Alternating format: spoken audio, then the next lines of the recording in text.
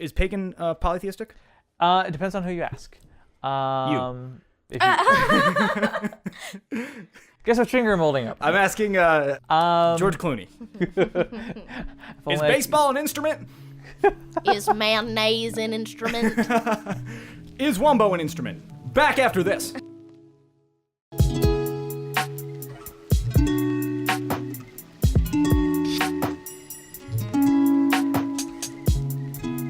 Hello, and thank you for listening to the Maximum Mediocrity Podcast. My name is David Shockley. And I'm Morgan Miller. And this is the podcast where we interview people that aren't famous but should be. And we are starting off this magical new year with a magical new guest. He's a magician, juggler, and fire performer, Doug Stafford. Doug, welcome to the show. Hi, how are you guys doing? Doing great. How long have you been performing for? Professionally, I've been doing this for about 4 years, 5 years at Renaissance fairs. I've been developing the skill set for about almost a decade at this point. And what were you first? What was your first, performance art? Was it magic or was it juggling or what? No, it was fire spinning, actually. Really? Yeah. I learned how to do that at a retreat back in 2007, and I've basically been doing it ever since. A retreat for it? Actually, no, they just happened to teach it there. It was actually a pagan retreat. Oh, cool. Yeah. Nice. That's nothing like welcoming the sun in the middle of the summer by learning how to set your body ablaze. That sounds like a good relaxing holiday getaway to me. What about you, Morgan? That's like my ideal vacation. I like to refrain from setting myself on fire. I try. Unless it's with passion. Well, Doug, how are you with hard liquor? I'm Italian and Czech, so I should be fine. Okay, gotcha. So we start off the podcast the same way every single time. We're gonna do a shot to wet the whistle a little bit. Cheers. Oh, that's Navy grade liquor. What'd you call it? Navy grade liquor. Navy grade liquor. That is New Amsterdam's finest. Oh, that's the kind of stuff that I would buy on leave just because it was cheap. Were you in the military? Yes. What'd you do in the military? I was an electronics technician in Japan. Really? Yeah. That sounds nothing like what I expected you to do in the military, to be honest. They do other stuff besides blow shit up. Yeah. Why? I feel like that's the main point. Well, the main point of being in the Navy is that if I'm going to destroy other people, I want to do it from 100 miles away on a ship. That's a good point. So, I'm not sure if I told you when we first met. We first met at Thy Geekdom Con. Yes. That I actually used to do magic. Yes. And I was so excited to have you on because normally when we have people on, I don't know anything about what the guest is coming on about. Like, I know what I can Google, but I don't know somebody's skill level. I don't know the inner workings of stuff because it takes years and years of practice to have this knowledge. Mm-hmm. Especially with magic where knowledge isn't given away so freely. I thought that was what YouTube was for. Magicians hate YouTube. No. Magicians hate it when their stuff is on YouTube. They love it when other people's stuff is on YouTube. Exactly. Isn't that kind of fucked up? It's like, oh, I'm so glad I get to learn this trick. But then the second their trick's on there, they bitch a fit about it. Yes, they do. No. Liberace's the sweetest. Oh, it's Liberace the cat. She has AIDS. Do you have any animals? No, I can't ethically keep an animal. I mean, think about it. I'm on the road most of the time, so, leave an animal by itself for 4 or 5 days on its own. You can't do that to a cat. That's true. So you don't use any animals in your act? I actually don't agree with that. I don't find it enjoyable. I mean, I'm a little claustrophobic. I can't imagine being stuck in a box for someone's entertainment. Why would I want to do that to Liberace, for instance? That's a good point. So, no doves, no nothing. Ugh. The other reason is it's just so hack. Yeah. What would you say is the hackiest trick? The hackiest trick? Oh, God. Anything that looks like it was made in the 70s. Anytime that you see a magic prop that almost looks like it's made out of plastic, it was badly painted, anything like that, I have a hard time ever looking at something like that seriously because it is as badly made as usually as it's badly performed. Not to mention that they're all gimmicked, so there's really no slide or presentation, and it usually just comes off terrible. Yeah, when you see somebody using the same prop that they've been using for 20 years, it's like, buddy, just update it a little bit here. Let it die! The only time that I actually use something like that is I have a little box that I use to cut my arm in half. And the back of the box is completely hollow. So you turn it one way, it looks like your arm's cut in half. You turn it the other way, it looks like the world's worst trick. And I do that because it actually sets up a really nice, this is what magic should look like, and this is what you guys are actually used to seeing. This is magic from Walmart. Who wants to actually see something nice? Oh, I actually watched that. I saw that little setup when we were at that Geekdom Con. Yes. And it sets up for the rest of the show, especially since I'm just a giant ball of awkwardness. I'm glad you said that. How much of the show would you say is actually talent, and how much of it is personality? So a friend of mine, his name is Shakespeare Approves. He works as a performer. He once told me, and it's actually really true, that you are far more honest with a crowd than you are ever honest with yourself. So I find that eventually almost everything that you do on a stage tends to be your personality. If it's not, it shows up. It looks like you're trying to be someone you're not. And I don't think audiences connect with that. I completely agree with you, because you get to choose the light in which you're viewed from when you're on stage. This is your chance to prepare everything, and everything is on show. Yes. It's pure honesty. It's when you see someone perform, you see exactly how much they prepared, how much support they're willing to have. Mm-hmm. You see everything. And this is the reason why every time I open up a Renaissance Fair show, when I'm on the road, the opening for every show is the same.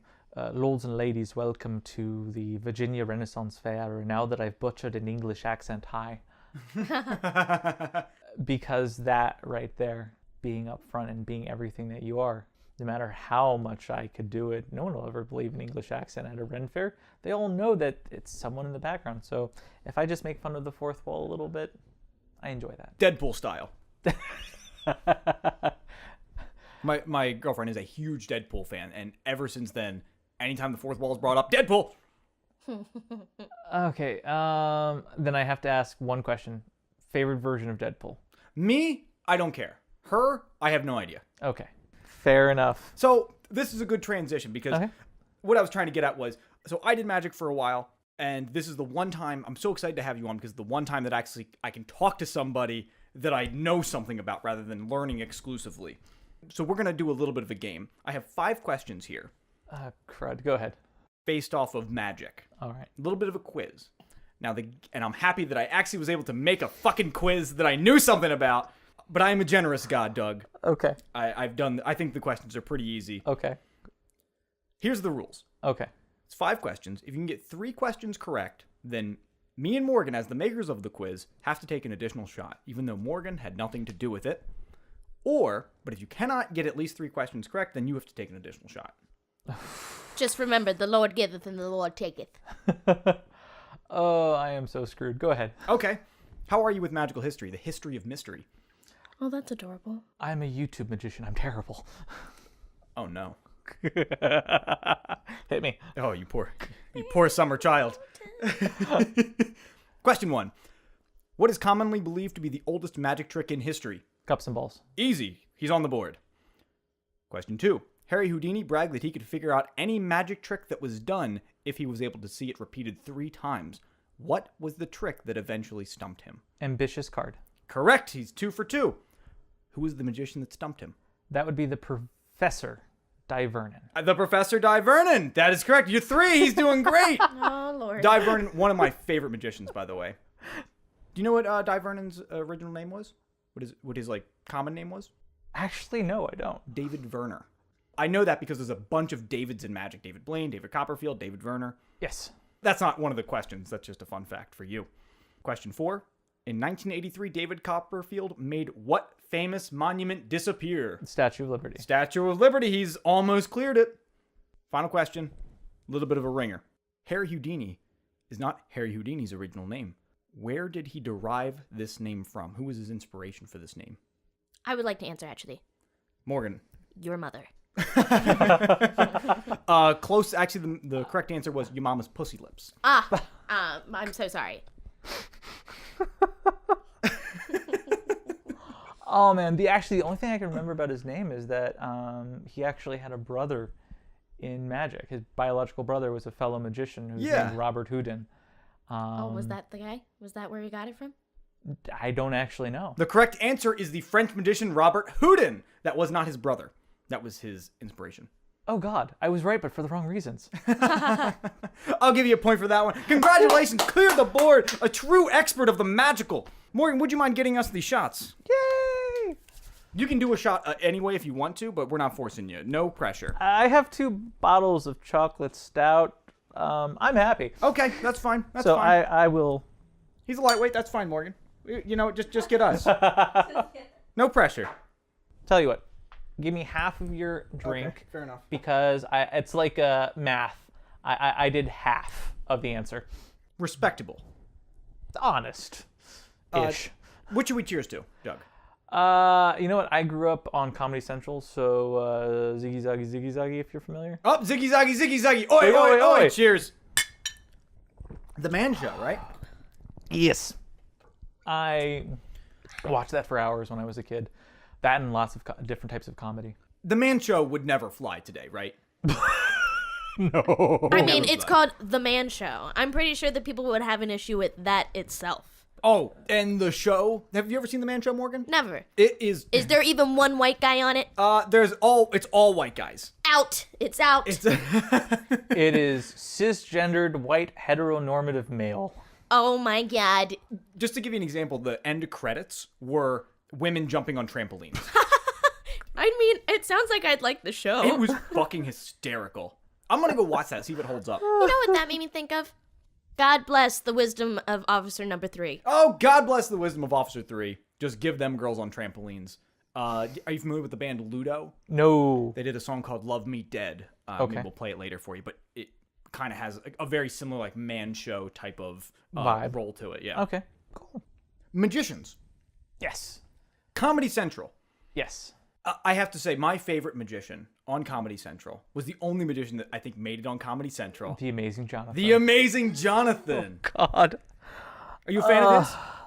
I am, but for no other reason than he makes fun of himself so much. I love The Amazing Jonathan because he's more of a performer than he is a magician. Yes. And to be able to blend that so beautifully and so chaotically Yes. was amazing to me.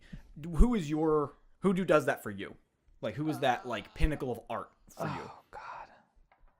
I actually don't know that I have one for me that actually doesn't go to the realm of juggling or magic. That actually goes to the realm of comedy. That's fine. Christopher Titus, George Carlin, those type of people are who really do it for me as an entertainer. They're both hilarious. Yet depressingly honest. Very much so, but their honesty showed something. It was not a fake honesty, I think, but it was so genuine. It was the character. Yes. Yes. It was such brutal honesty that it can only be born of pain. Yeah. Yes. Born of pain and art. Correct. I mean, there are plenty of magicians and jugglers who I respect, but none who really do that for me. When you're doing a show, Yes. how do you embrace that? Oh, man. How do you let that art form, that personal experience that you have, how do you bring that out in every show? Because that to me is where that's the true performance. That's the art form. That's the thing you can do that nobody else can do. For me, that is me being honest. I mean, I am a somewhat normal-sized white guy wearing glasses. I am as normal as you can imagine someone being. And that to me is my strength, because we live in a world where, I can't do this. That's too hard. So for me, being able to stand up, being a normal, awkward guy, and just being a normal, awkward guy in front of a room full of people, yet being able to do all these things, I think that right there is that point of connection. So I try to be as genuinely awkward and honest as I can be about both myself as a performer and what I do. For instance, there's something that I say to people whenever I do a show. I say, for every 3 people who come to a show, it's kind of like NASCAR. 1 person comes for the crashes. Oh, I see. And usually, just like right now, there's a person awkwardly smiling. And that's a point of connection, because that's a point of honesty. If that makes any sense. So it's that connection. It's that we're all awkward. Yeah. I want to show you my awkwardness, and we can come together on that. And that's where the comedy comes from. Exactly. I love it. The first time I remember performing was at a tap and jazz recital when I was 12 years old. What was the first time you were on stage?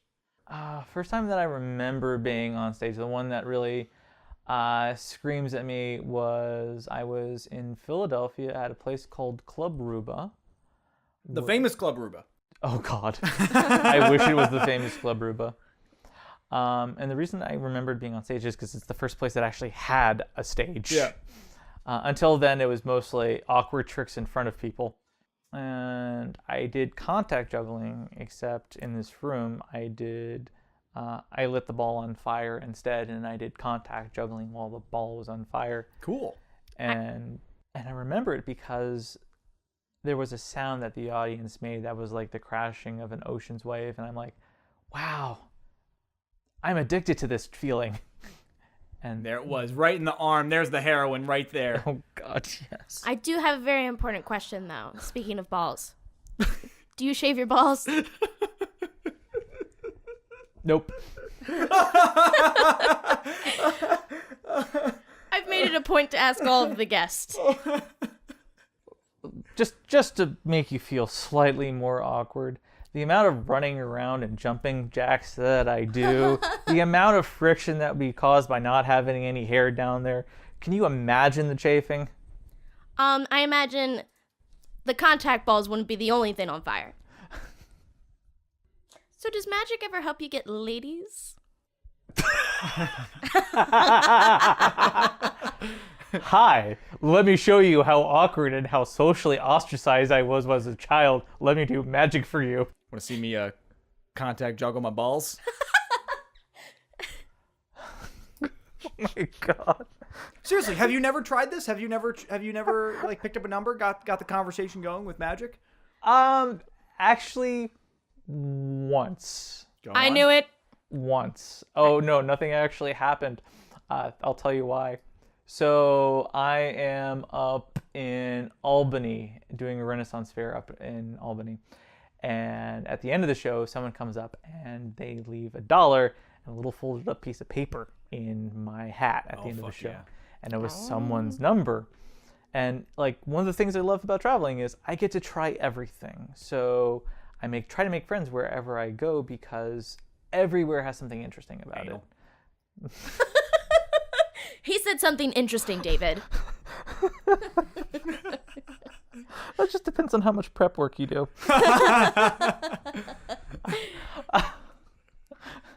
Fist bump? So sorry. But go on.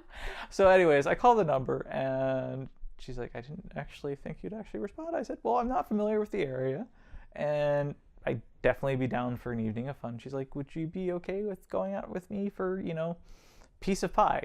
And apparently Albany is famous for a restaurant that has some of the best pie in this state. We're going to Albany, Morgan. Oh no, Rochester. We're going to Rochester, Morgan. Albany second. We're still going to New York. As fellow alcoholics, cheers. Cheers. Cheers. Rochester has a dish that is one of the best after alcohol things I've ever had, and it's called perfectly the garbage plate. Oh. Sounds amazing. It is hash browns, baked beans, cheeseburgers, all on top. Burgers? Burgers. Burgers. Burger. It's the reason it's called the garbage plate. And it's all served with like a healthy topping of like half chili, half hot sauce. So it's because you'll feel like garbage after. Got it. Unless you're drunk. And then it's perfect. Ah, that's true. That sounds like, at least when you're throwing that up, it looked the exact same. The burger just comes out whole. That's Excuse me, the burgers. No, that's why you eat peanut butter. Tastes the same going down as it does coming up. That's what's wrong with it. Because then you can't eat peanut butter anymore without thinking of throw up peanut butter. How do you think every woman who's ever tried to eat a banana feels? Sexy. I feel fine. Potassium. I was gonna say, bananas are fine. feel like you don't- Are we not talking about bananas? It went right over my head. But again, Protein. I feel fine. Oh, dear Lord in heaven. Hello, Morgan's parents. Glad you could tune in this episode. They would be so proud. What he does with his music degree. But anyways, nothing actually happened because I found out halfway through the evening that she was asexual, which is perfectly cool for anyone who doesn't know. Asexual? Yeah. Why the fuck would she put your goddamn number in the goddamn hat if you bitch you ain't trying to fuck? You trying to get this magical dick or no? I hear that lots of asexual. He called you a magical dick. This is not true. It's just a normal dick. A very hairy normal dick. Oh, this is going to live forever on the internet. I love my life. Infamy. Oh, goodness gracious. If you can't be famous, be infamous. The good news is that there's a very low chance that anyone's going to listen to this, but on that 1 in a million chance that we make the front page of Reddit for some god-awful reason, this is never going to live down. Everybody's going to hear about that normal hairy dick. Oh my god. They call his dick the Amazon. Yeah? Because it's long and full of viruses? Yeah.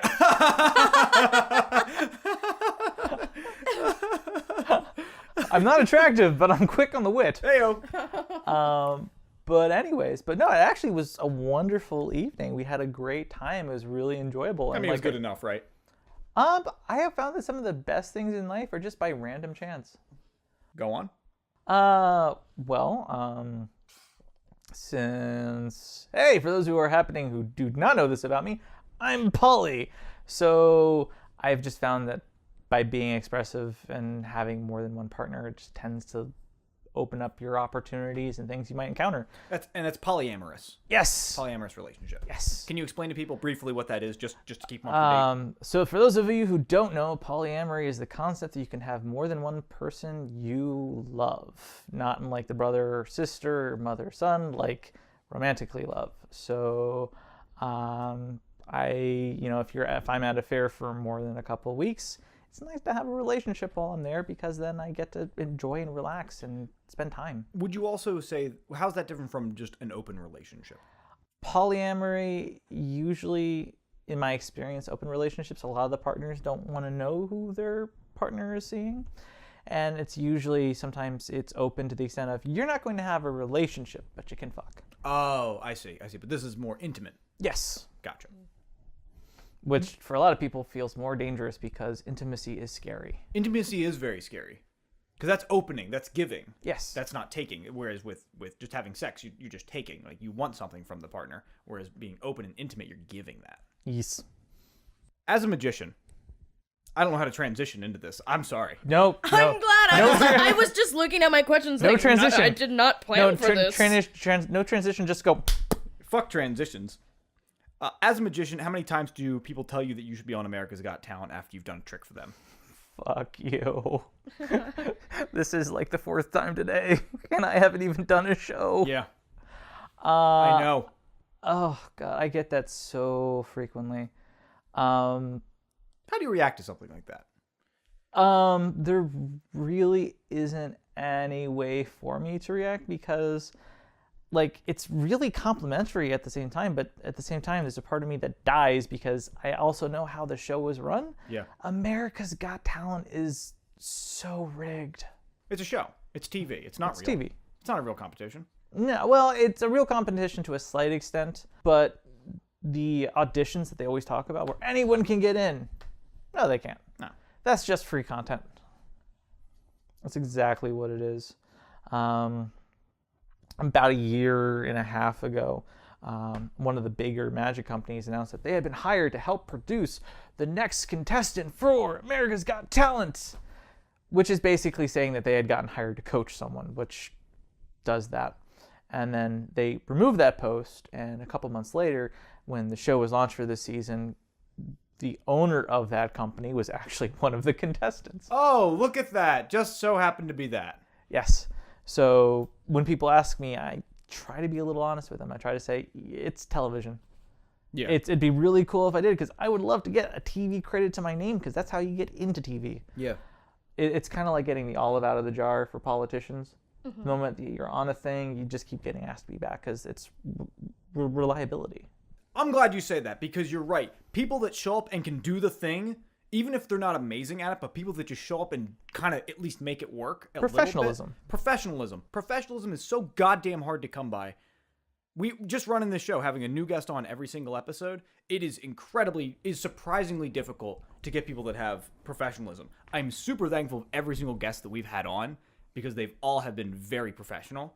But there's a huge slew of emails of just people not getting back to you, or just people that it just doesn't work out for dumb fucking reasons. Or people that cancel last minute. People cancel last minute. They're supposed to be here in 15 minutes. Oh, sorry, can't make it. It's like, excuse me, do you know how much shit we just put together? Yeah. Please be here. So, or at least call me 3 hours in advance. So I completely understand why, and I would love to have some of our guests back on just because I know they'll most likely show up. If you showed up the first time, that's the hardest thing to show up for.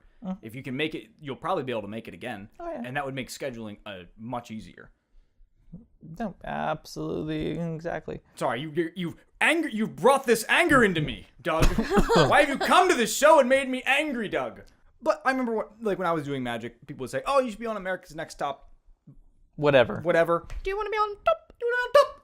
And I just say, "Thank you very much." And then at the end of the day, that's what you can do. I try to be a little honest about it, but at the same time, thank you. I just say, "Thank you. I'll look into that." Yeah, well, You're not actually going to look into it, but like you've already looked into it. But that's kind of that at least that makes them feel good about their interaction because they want to see you do well. it's also hysterical how many times people assume I've already been on it. Didn't I see you? Yes, No, you did. no, I was no. incredible, wasn't I? No. That's what I would Or say. someone will put on their pages that actually just recent the world famous Douglas Stafford. In my head, I'm going regionally well known. Speaking of famous magicians, what do you think about magicians like Penn Jillette, Chris Angel, and Dave? Chris Angle? Angel? No, Chris Angle. As the show Epic Rap Battles of History did when they did the Magicians episode, they actually refer to him as Chris Angle. And the reason for this is that he is notorious for single perspective tricks. So He is. if I can hold you in position and keep you where you are, do you know how you've seen those 3D illusions where the balls continually look like they're going up and up and up and up? Yes. And it's a trick of perspective. Yes. He does. Kind of like this. Yes. For the Exactly audience, like the Volk knot on your shoulder. It's actually a penis. I have a penis on my shoulder. that just keeps going up and up and up. That's a very triangular penis. Don't you judge him. Work with what you got, buddy. Easy there, Amazon. Hey, look, at least I'm not in denial. I should die for that. But anyways, he's... Oh my god. Oh, Morgan. delayed reaction response. That was a time bomb right there. Oh, like I said, not attractive, quick on the wit. But he's notorious for that. He's absolutely notorious. Darren Brown, fantastic. One of the best mentalists in recent history. He's got a wonderful series of specials that you can see on Netflix. Penn Jillette and Teller, their series, Fool Us, absolutely beautiful. They have brought on some absolutely astounding talent. So, but Penn and Teller, fantastic. Name a more iconic duo. Me and you. Hey! Oh, so cute. Hard hands, Morgan. Hard I'm so hands. sorry. I was looking at the guest.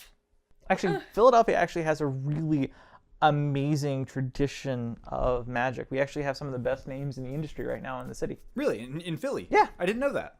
Yep. Last night, Francis Minotti and his partner actually did a show. Francis Minotti, as we were speaking prior to the show, is a magician who has been on Fool Us. He was on there. Michael Palladino regularly does shows. Mark D'Souza lives in the region. Randy Shine, who is absolutely epic and amazing, just got done with the Disney cruise. All these performers live in Philly. I didn't know that. I didn't know that at all. I want to trail back just a little bit. Yes. You mentioned David Blaine is the kind of the king of the angle. No, Chris Angle. I was gonna say that. I feel like we need to bring up Chris Angel. He is the goddamn son of a bitch that really he jumped the shark on the single angle shot.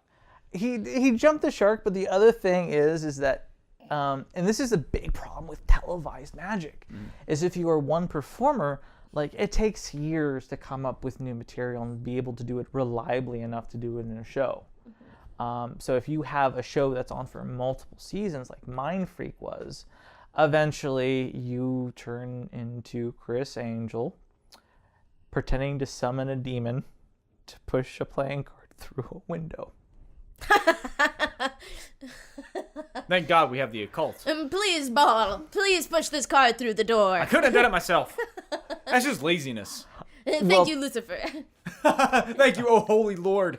To highlight that, I used to run God. with a sideshow troupe, and often enough people will request their favorite trick. You probably had this happen to you. Someone will say, "Hey, I saw this. Can you do this?" Oh yeah. So a sideshow troupe that I used to work with, their roommate said, "Hey, I've seen this person push a card through the window. Can you do this?" Sorry, I left my satanic Bible at home, or else I would, kid. No, I did it. And it was awesome.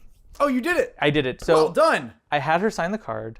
I went ahead. I palmed it, which means to take a card and hide it away. And behind palmed her, it? yeah, palmed it. And as I was talking to her, I handed it to a friend of mine who went to get a glass of water.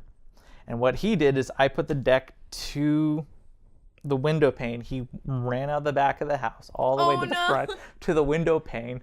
And as I'm smearing the cards here, he puts the card on the window. Yeah. She freaks out. 3 seconds later, his head pops out and he screams, "I can do magic too!" And it was just absolutely beautiful. Another pet peeve that I'm sure you've experienced was when they said, "Oh, you do magic, right?" And you go, "Yes." They say, "Can you show me a magic trick?" And you show, "Absolutely."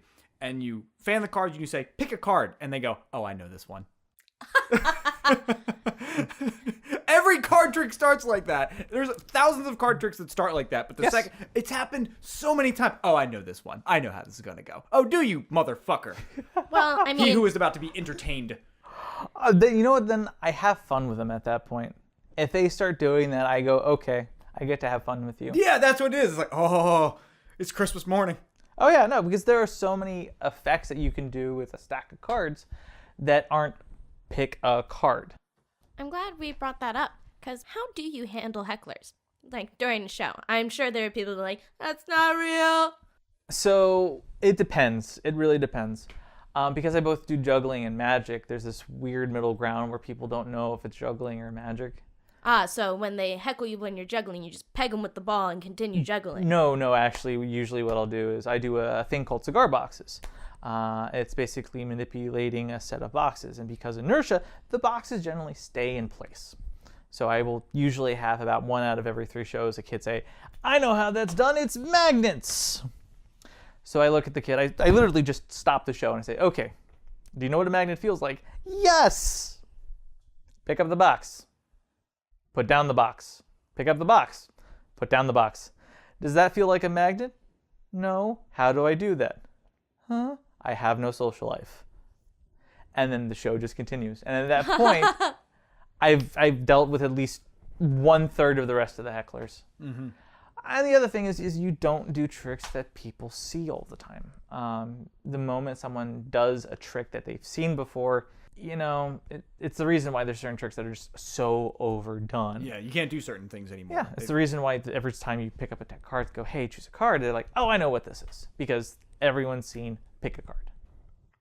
My favorite for hecklers, my favorite, it can only be used in a very rare instances, but when I'm doing a magic trick and they go, "That's fake," my favorite response is, "No shit." And you just keep on going. I don't like to. There's a fine line, I'm sure you would, that I find where against engaging them, because that's what they want. They want to be engaged, a heckler. They want to feel important for a minute. Yeah. And so you can engage them, and maybe that dispels it for that minute, but then that may encourage them to do it more. Versus you want to just fucking put them down a little bit. Here's the thing. If you're doing a really good show, Usually, the audience will tell the people off, and you don't have to. God, I wish. I've never done a good show. And that's happened to me. I've literally had a couple start screaming at each other in the back of the show, and they were about to break up, and I had like half the audience turn to them and tell them to shut up so they could enjoy this. But the other thing is that if I'm doing an adult show, fair game. I'll heckle anyone. I will counter heckle you. I will get you to shut up. To quote Christopher Titus, I will get them to take a long, tall drink out of the shut the fuck up. What's your favorite line? What, from Christopher Titus? Sure. Porque no las dos. From Christopher Douglas. And what's your favorite heckling line? Like, what's your favorite I got him moment? That you felt so goddamn good at the end of it, even if it wasn't even the greatest circumstance to do it in. Because I know it's happened. Oh, no. Mine is, because it's half a joke, half a put down. I'll look at the person and go, excuse me, yeah? I'm thinking of a number between 1 and 5. Can you figure it out? And you hold up your hand. Yeah, I just hold up my hand. Audio podcast. We gotta. Oh, yes, I hold up my hand and I go, can you think of a number between 1 and 5? And the entire audience gets exactly which finger I'm thinking of right now. And the person will usually shut up at that point. If you put down a heckler, you put them down for their choices, not for who they are. That's the big rule of thumb that I have found, especially with comedy. You can make fun of someone for making the dumb choices in life. Don't make fun of them for who they are. Can you give an example? I think this is important for young performers out there. Okay, that's perfectly fair. So if you're dealing with a heckler, or you're dealing with someone who is going through life, there are certain things about them that are objective, such as skin color, race, gender, ethnicity, background. These are things that they don't have a choice in. They don't have a choice in doing. Gotcha. That's like an unfair. It's unfair. You're making fun of them for being different. I can't stop giggling. I just imagine someone going, "Ha, you're a girl." That's the silliest insult on the planet. Oh God. But almost everyone has a quality about them that you can poke fun at. Listen, you got cheeseburger neck. It doesn't have to make sense. It just has to get people's attention. Your hair looks like the goddamn Eiffel Tower over here. Your little yee haircut. Yee ass haircut. Making fun of somebody's haircut's always easy. It's hard for me. So easy. No, it's very easy. Well, no. It's easy for you because you grow all of this out on your face to compensate for this. Yeah. Haha, it's funny because he's bald. Audio podcast. I have a beautiful head of hair. Okay, agree to disagree. Go to MaximumMediocrity.com. Go to the Maximum Mediocre Instagram, and you can see exactly what my hair looks like. Engagement. If you're this close, you should call 1-800-ROGAINE. Oh, no! I don't know what you guys are talking about. Bald is in. I'll just take some hair from your balls. But then you'd look Jewish. Are you hating on Jews now? No, it's just every man in the world has the same kind of hair down there. They do. It's all just that little cute. I mean, do other people have, like, long, glorious hair down there that's just straight would make perfect for a wig? I'm going to braid my ass hair. Here's a question for you. If they did, would you want to fuck them? No, but I'd have a lot of questions. I'd be like, what kind of conditioner do you use down there? So, Yes. Doug. Yes. The volumizing? You have... So, you've just finished a show. Yes. Round of applause. Everybody loved it. You're breaking down. Everybody's left. Yeah. A young adult, 17, 18 years old, deck of cards in hand, comes up to you and they say, I want to make magic my life. Okay. As somebody who is an entrepreneur, who is trying to make magic their life and their livelihood and performing their life and livelihood, what is the advice that you give them? Actually, here's the thing. I actually work as an entertainment director for a Ren Fair. So I actually work as the entertainment director for the Philadelphia Ren Fair. Oh. May 4th through the 12th. May 4th through the 12th. I was going to say, this is not like being or what was that? Blatant. The guy from Batman. We're not doing that I'm shit. Batman. I'm Batman. Seen Rachel? I haven't fucking seen her anywhere. May 4th through the 12th. Bane. Thank you. That was way off. But I actually asked them, okay, show me a moment. Show me a moment. Almost every magician who I've ever met, if you say, hey, can you show me something? There's always something I can do that doesn't require any prep work. And the biggest thing that I run into is a lot of people who like, oh, and then they turn around and they go to set the deck up in the specific way to make the trick happen. Yeah. Wouldn't you show up already prepared? I don't know. Maybe I don't know. No, but it's the thing where they're doing tricks to show off. They're not doing it to entertain. So they're not in the perspective yet of, I'm going to entertain you. They're in the perspective of, oh, I have to show you a trick. Let me set up the trick. And when I see that, that's the first thing that almost always happens when I have a younger person. I go, don't make it about showing off. Just be entertaining. That's the biggest thing you can be. Be an entertainer. Be an entertainer. When people tell me, are you an artist? I go, no, I'm not an artist. I'm an entertainer. You work at something. You become a performer. You practice something.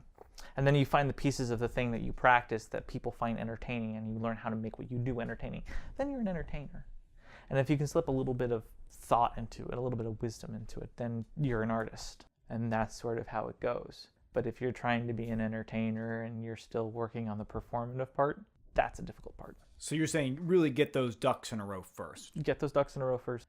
It's not really, because when you're a performer, it's not really about you. It's about, can you keep that audience? Yes. It's about being entertaining. Yes. If you want to be there are avenues to be a performance artist. Yeah. But I completely agree with you. Magic and most entertainment is, performance entertaining, is entertainment first, art comes second. Yeah. Become entertaining, get their attention, and then you can worry about shoehorning your message into it. Think of Robin Williams. Every Every day I think of Robin Williams. I was gonna say, even when you said his name, I Rest got in peace. sad. Yeah. I got goosebumps. I was like, God damn it, that guy's dead. Fucking cheers, Robin Williams.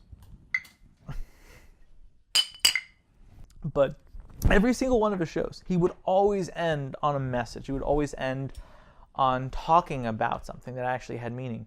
His entire show built to that one moment. Mm-hmm.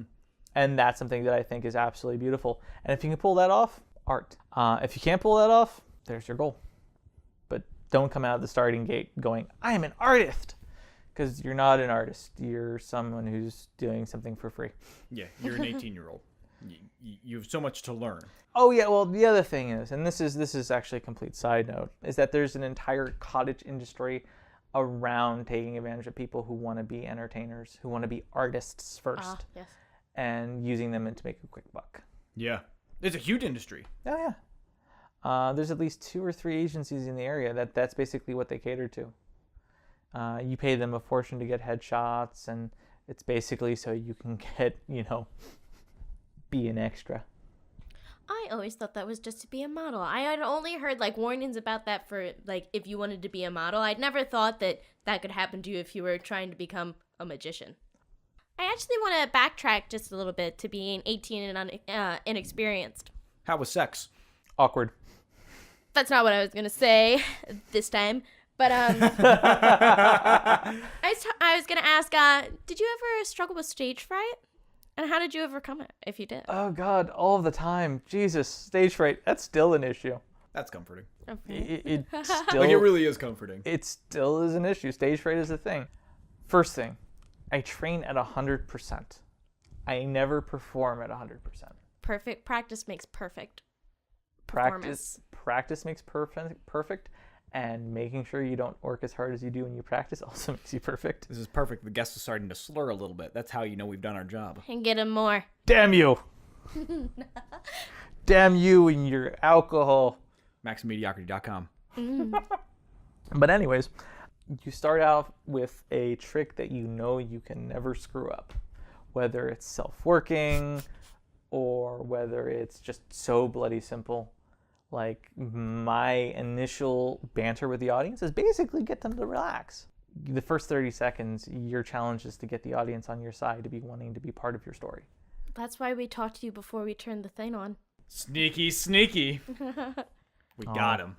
Damn it. But anywho's, so that's what I do with stage fright. And the other thing is that for a long time, whenever I have something new that I want to do, I'll actually go to the Philadelphia burlesque community and I'll do a bare bones $50 show where I'm only making $50 an act.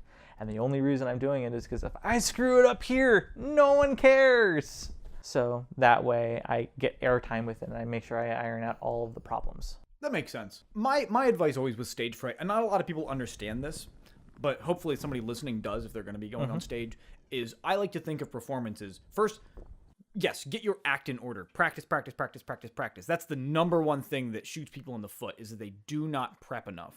They don't know their script from top to bottom. They don't know the movements. They don't know the blocking. They don't know they only know they've run through it once or twice, and they panic when they're on stage. But after that is just in general people having trouble talking in front of more than one person. I just say when you have like a cool story you want to tell, and you end up telling all of your friends, and you go to somebody's house and you tell them, and then you go see somebody else and you tell them, and then you go to the bar and you tell somebody at the bar. Instead of telling everybody separately, what if you could just get them all in one room and tell them all at the same time? You're not talking to 50 people. You're talking to one person at a time 50 times all at once. So you, not to turn the tables or anything, but you said that you had done magic for a while. What made you stop? I never got that question from you. I never got that answer from you. Crack cocaine. No. He couldn't keep it together for even 1 second. I was like, whoa, I've never heard this story. No, actually, it was because I loved magic, and magic for me was I did it primarily when I was in school, when I was in middle school, when I was in high school, and then when I went to college. This was my way of interacting with people, because I was so bad at social interactions that I could always hide behind this performance, pound it. Exactly. And so once I became more comfortable with myself, I didn't need it as much. So people would come up and say, "Oh, you do magic, right?" "Yes, I do magic." "Can you do a magic trick?" "Well, I'd rather I want to talk to you. I'm better at this now." Stop objectifying me. Yeah, like I'd want to, and people would hate it because You put those cards away. I would. That's seriously what it would be. People say, "Can you do a magic trick?" And I would say, "Yeah, absolutely." And then I'd do the magic trick. I'd finish the magic trick, and then I'd try to talk to them afterwards, and they would be like, "Just show us more magic." And I'm like, "No, I'm trying to do this, please." I'm more than just these cards you see.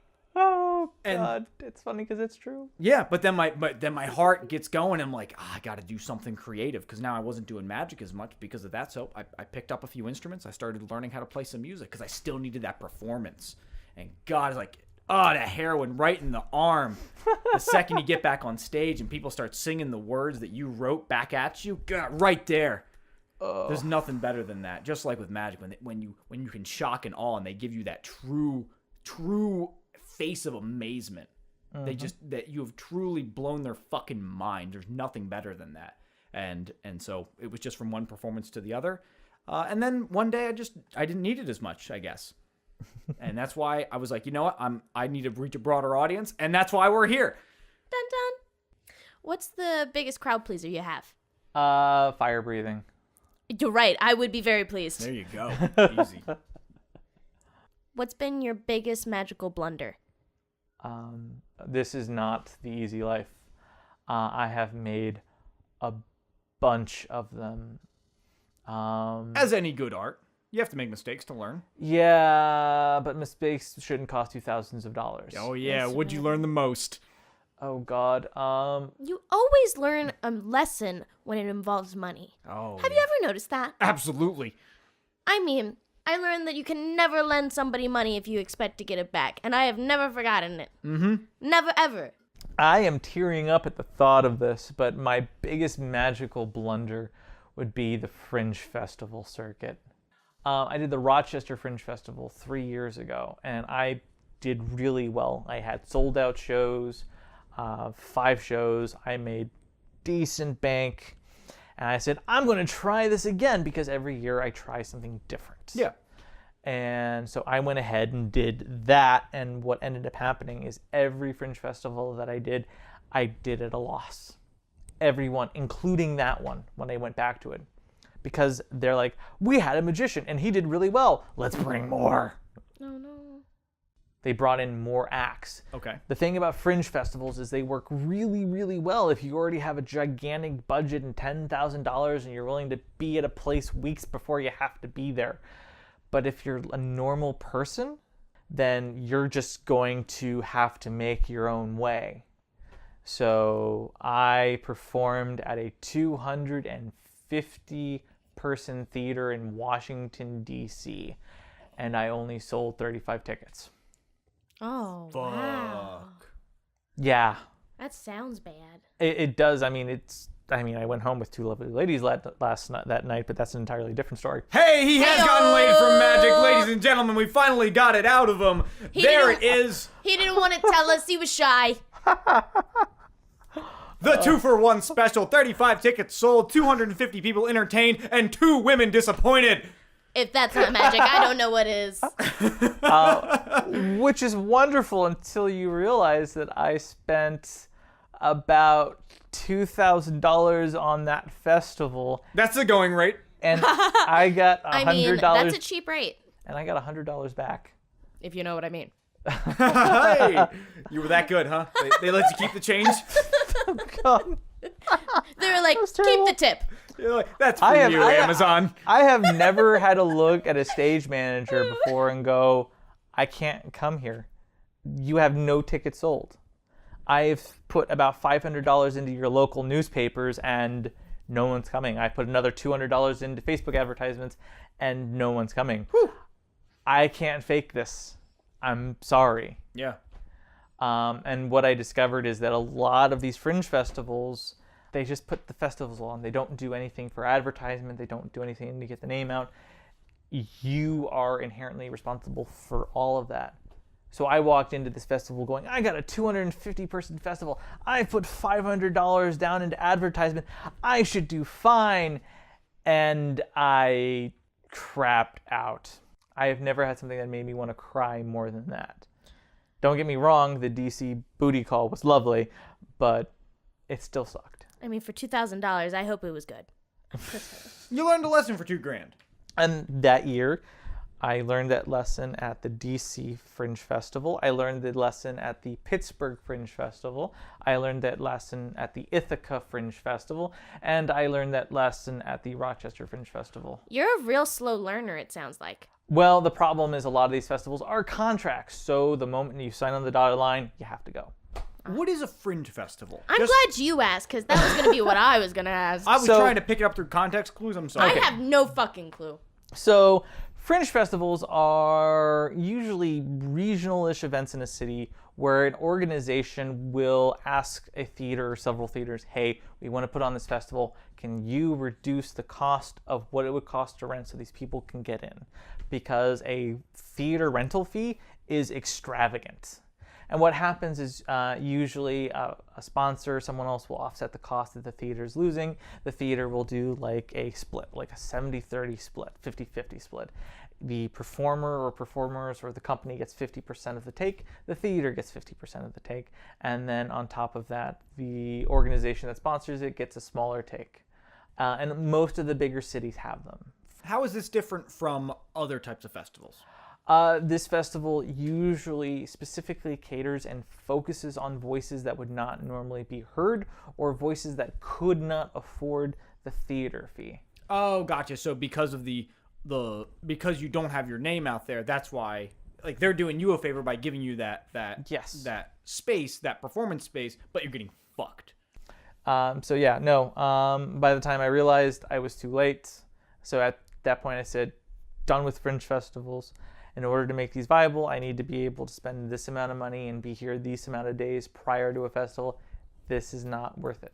I think that's a good note to end on as far as being an entertainer. You have to get your money down. You can be crazy, you can be your entertainer, you can be an artist, whatever, but have your books right. Make sure things are financially viable. Even if you're taking something at a loss, understand the value of that loss. Exactly. I'm glad that you brought that up because I wanted to touch on that. We don't really have time to get into that now, but I think it's very important. I think that's the core of it. Oh, yeah.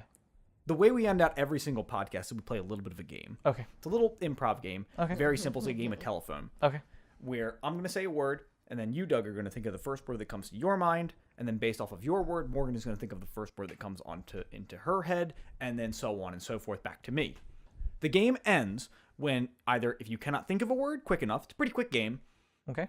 or you repeat a word. Or if the word has nothing to do with the last person's word. Crap baskets. And we are the judge for that, so. We are Okay. 2-1. So do you understand the game? I understand the game-ish. Well, we're going to have to go with that. I will start. Snowman. Icicle. Ice cubes. Ice. Music. Snowman. Ice. I did it. As soon as I said it, I was like, no. I'm not the one who lost.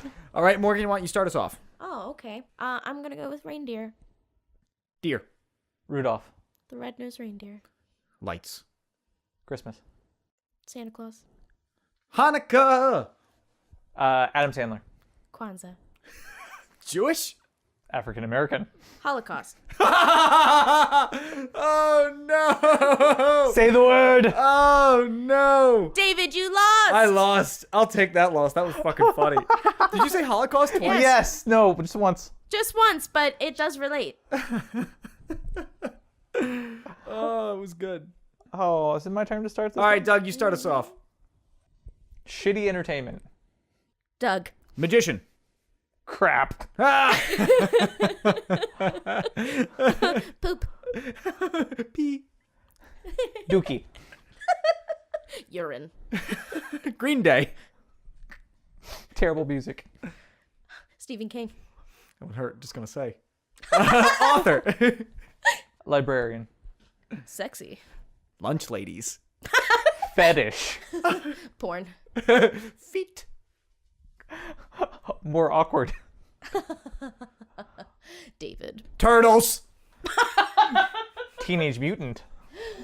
Pizza. Pepperoni. Sausage. Rats. Mice.